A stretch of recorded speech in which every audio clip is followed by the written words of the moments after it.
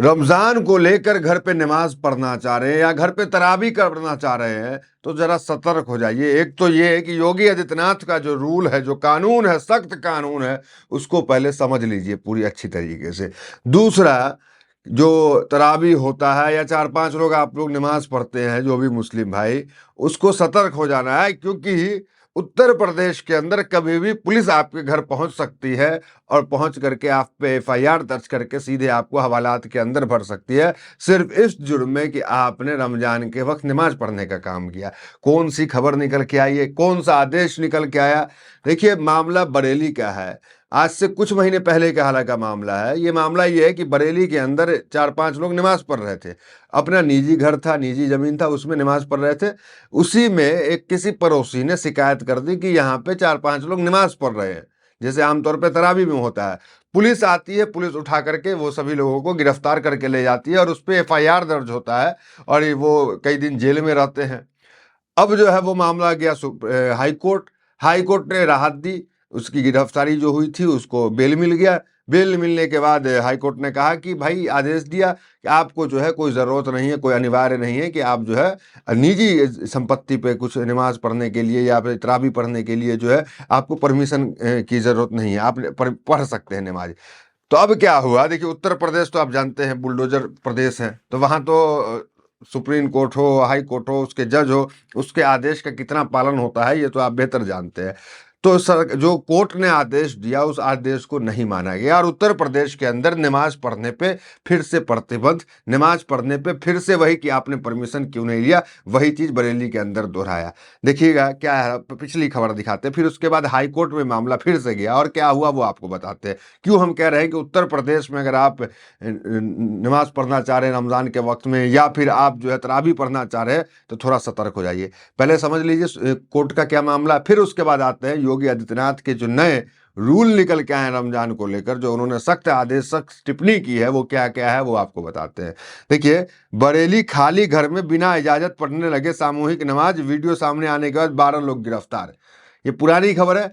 इसी खबर को जो जो जिनको की गिरफ्तारी हुई, जिन परिवार की, उस परिवार कोर्ट गया था। आगे देखिए, क्या अपने घर में नमाज पढ़ने के लिए भी लेनी होती है इजाजत? जाने इलाहाबाद हाईकोर्ट के ने क्या कहा है। तो उस वक्त इलाहाबाद हाईकोर्ट ने कहा कि निजी संपत्ति पे नमाज पढ़ने पे या कुछ भी करने पे आपको कोई आदेश की जरूरत नहीं है। अब क्या हुआ मामला, अब मामला ये हुआ कि वही पुलिसकर्मी उसी घर में फिर से नमाज पढ़ रहे थे। लोग अब नमाज पढ़ रहे थे, पुलिसकर्मी फिर पहुंचे, फिर डिस्टर्ब शुरू, फिर आपने परमिशन नहीं लिया, इस तरह की चीजें चलने लगी। तो कुल मिलाकर क्या कुछ हुआ, क्या क्या आदेश दिया, जरा वो देखिए। मामला गया हाई कोर्ट। हाई कोर्ट ने ये जो पुलिसकर्मी है उत्तर प्रदेश को, उनको क्या नोटिस दिया एसडीएम डीएम को, जरा देखिए।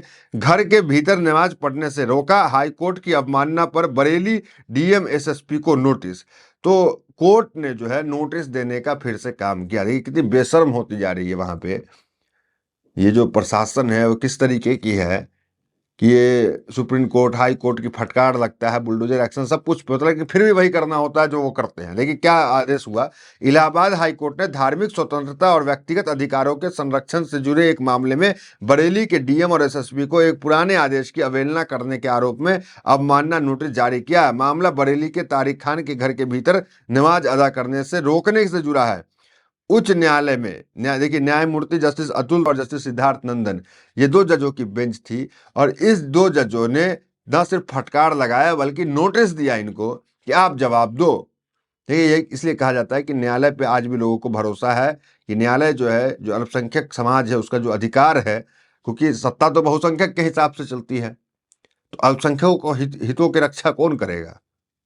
सुप्रीम कोर्ट, हाई कोर्ट, जज यही करेंगे। आगे देखिए, न्यायमूर्ति अतुल श्रीधरन और न्यायमूर्ति सिद्धार्थ नंदन की खंडपीठ ने दिया। बरेली निवासी तारिक खान ने याचिका दाखिल कर आरोप लगाया कि 16 जनवरी को स्थानीय अधिकारियों ने उन्हें उनके निजी आवास के अंदर नमाज अदा करने की अनुमति नहीं दी। यह कार्रवाई उच्च न्यायालय के उस पूर्व आदेश का उल्लंघन है। तो जो 16 लोग नमाज पढ़ रहे थे, जैसे तरावी की नमाज होती है, तो 12 लोग 13 लोग अपने इकट्ठे हो जाते हैं घर पे पढ़ते हैं, तो उसको लेकर जो है वो अनुमति जो है वो सरकार नहीं दी, रोक लगा दी, मतलब वो प्रशासन। तो ये फिर पहुंच गया कि आपने जो आदेश दिया था उसका तो अवहेलना है ये। देखिए आगे, इससे स्पष्ट किया गया था कि निजी परिसर में, जो पिछला आदेश था, निजी परिसर में प्रार्थना के लिए प्रशासन की अनुमति अनिवार्य नहीं है। कोर्ट ने सरकारी वकील से इस मामले की जानकारी प्राप्त करने को कहा। साथ ही बरेली के डीएम व एसपी को न्यायालय के गत 27 जनवरी के आदेश की अवहेलना के लिए अवमानना अधिनियम 1971 के तहत नोटिस जारी करने का निर्देश दिया। तो कुल मिला के ये समझिए कि अभी डीएम जो है, एसएसपी जो है, इनकी मुश्किलें बढ़ रही है। हालांकि ये तो ऊपरी आदेश से चलते हैं, लेकिन इनकी मुश्किलें बढ़ रही हैं। डीएम और एसएसपी दोनों को जो है अवहेलना के मामले में नोटिस दिया गया है। आगे देखिए, मरानाथ फुल गॉस्पेट मिनिस्ट्री बनाम उत्तर प्रदेश राज्य के मामले में हाईकोर्ट ने व्यवस्था दी थी कि प्रत्येक व्यक्ति को अपनी निजी परिसर में अपनी सुविधा के अनुसार प्रार्थना करने का अधिकार है। इसके लिए राज्य सरकार या प्रशासन से किसी अनुमति की आवश्यकता नहीं है। तो साफ शब्दों में कहा था कोर्ट कि आपको किसी परमिशन का आवश्यकता नहीं है। लेकिन उत्तर प्रदेश में है तो वहां की प्रशासन को तो आप जानते ही हैं किस प्रकार की है। योगी आदित्यनाथ ने मीटिंग की हाई लेवल, और उस मीटिंग के बाद योगी आदित्यनाथ ने रमजान को देखते हुए पूरे उत्तर प्रदेश में जो है आने वाले और भी त्यौहार है उसको देखते हुए हाई अलर्ट लगा दिया। हाई अलर्ट में क्या कहा गया है, मतलब समझदार को इशारा काफी वाला है। देखिए जरा पढ़िए हाई अलर्ट क्या है। मुख्यमंत्री ने कहा है कि बोर्ड परीक्षा के दौरान ही रमजान का महीना भी शुरू होगा और संभावित रूप से 21 मार्च को ईद मनाई जाएगी। स्थानीय प्रशासन धर्मगुरुओं से सतत संवाद बनाए रखे और कोई नई परंपरा शुरू न हो पाए इसका ध्यान रखे। मतलब कोई नई परंपरा ना शुरू करे, इसका प्रशासन पूरी तरीके से ध्यान रखे। तो जो कहना चाह रहे हैं उससे आप समझ सकते हैं। और ये तो आप बरेली की घटना बताएं, संभल में भी वही है। संभल के अंदर जो है लाउड स्पीकर जो होता है, उस मस्जिद में लाउड स्पीकर से आप अजान नहीं दे सकते हैं। अजान देना है अगर तो मस्जिद की कैंपस के अंदर ही आवाज़ होना चाहिए, बाहर आवाज़ नहीं जाना चाहिए। और उत्तर प्रदेश की अगर रिपोर्ट आपको हम बता दें, ये रिपोर्ट देखिए उत्तर प्रदेश की क्या रिपोर्ट है। चौंक जाइएगा आप रिपोर्ट देख के कि किस प्रकार का रिपोर्ट है।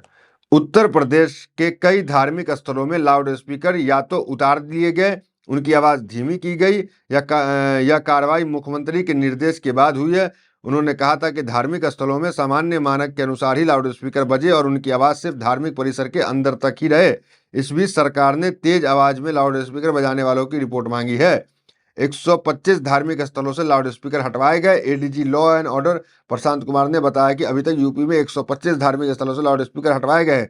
वहीं 17,000 धार्मिक स्थलों पर स्पीकर की आवाज कम की गई है। इसके अलावा शासन ने तेज आवाज में लाउड स्पीकर बजाने वालों की रिपोर्ट तलब की है। ये रिपोर्ट 30 अप्रैल तक दी जाएगी। तो समझिए कितने जो है वो स्पीकर को हटाया, कितने जो है वो उसको साउंड को कम किया। और इनका कहना है कि परिसर के अंदर ही आवाज़ होनी चाहिए।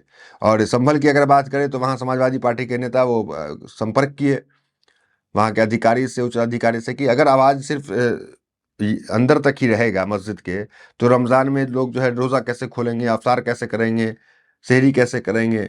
इस तरह की तमाम बातें निकल के सामने आई। बाकी क्या कहना, देखिए योगी आदित्यनाथ यही हैं जो बाकी त्योहारों में फूल वर्षा, पुष्प वर्षा जैसे चीज़ों करने का काम करते हैं, और रमज़ान में आप देख ही रहे हैं। देखिए तस्वीर, दिल्ली में सड़क किनारे नमाज पढ़ने लोगों को पुलिस के जवानों ने मारी लात। ये तमाम चीज़ें हो रहा है। मीडिया देखिए, बिना लाउड स्पीकर होगी रमज़ान में अजान, अब की रमज़ान बिना शोर शराबे वाला। यूपी में होली से रमज़ान तक हाई अलर्ट, सीएम योगी बोले पर्व त्योहारों पर अराजकता बर्दाश्त नहीं। त्योहारों को लेकर सीएम योगी का सख्त निर्देश, बोले धर्मस्थल पर तेज आवाज में 9 बजे लाउड स्पीकर।